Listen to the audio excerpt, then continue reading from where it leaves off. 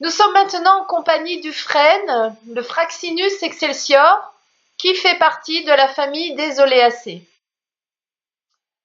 Vous avez tous, je suis sûre, remarqué ce bel arbre qui a un port très altier, d'où son nom Fraxinus excelsior, et il a la particularité de faire ses fleurs avant les feuilles. Vous avez dû remarquer au printemps ces bouquets rougeâtres, qui sont donc ses fleurs. Suite à cela, on va avoir des bourgeons qui vont donner ensuite les feuilles. Il a également une racine pivotante qui va très profondément dans le sol.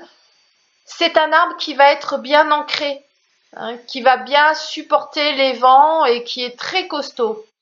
Il est représenté comme l'arbre des divinités dans la tradition scandinave. Il permet de faire le pont entre le ciel où se trouvent les divinités et le monde souterrain. Il fait partie également des 7 arbres chefs druidiques.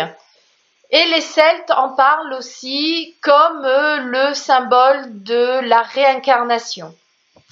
On fabriquait donc des baguettes magiques avec le frêne, et Hildegard de Bingen en parlait déjà comme un arbre diurétique et anti-inflammatoire. Donc on rejoint la fonction du cassis. Il est très proche du cassis parce qu'il va avoir une action également sur les glandes surrénales.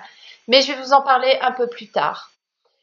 C'est un arbre qui va travailler, purifier les humeurs, donc que ce soit les humeurs du corps ou les humeurs mentales, et il va aider à y voir plus clair et permettre à l'homme de se remettre sur son chemin et s'ouvrir à la créativité. Le frêne est un des remèdes majeurs sur les troubles d'acide urique et les troubles inflammatoires au niveau des articulations.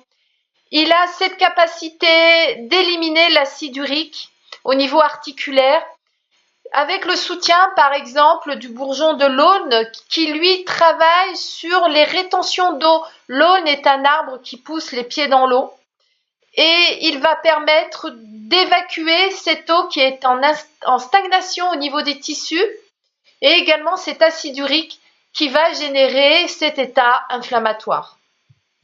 Étant un puissant draineur, on pourra aisément l'associer en cas de surcharge pondérale ou de problème de cellulite bien ancrée, bien fibreuse, avec soit le genévrier, le bourgeon de genévrier, qui va avoir une action hépatique et rénale, et également l'aulne, je reviens à nouveau sur l'aulne, qui lui fera ce travail sur ces liquides qui sont bloqués au niveau tissulaire.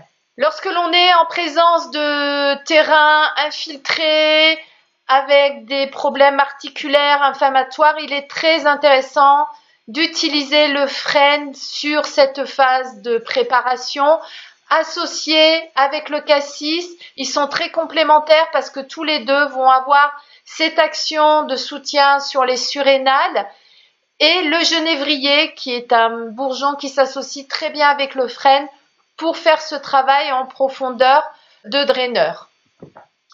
Lors de la présentation du frêne, je vous ai parlé de l'axe mental concernant le frêne. Il est intéressant lors de périodes d'angoisse et de risque de névrose d'associer le frêne pour redonner cette verticalité, de l'associer avec le tilleul qui lui va amener l'apaisement complémentaire qui va permettre donc à la personne de retrouver sérénité et d'être beaucoup plus centrée avec elle-même.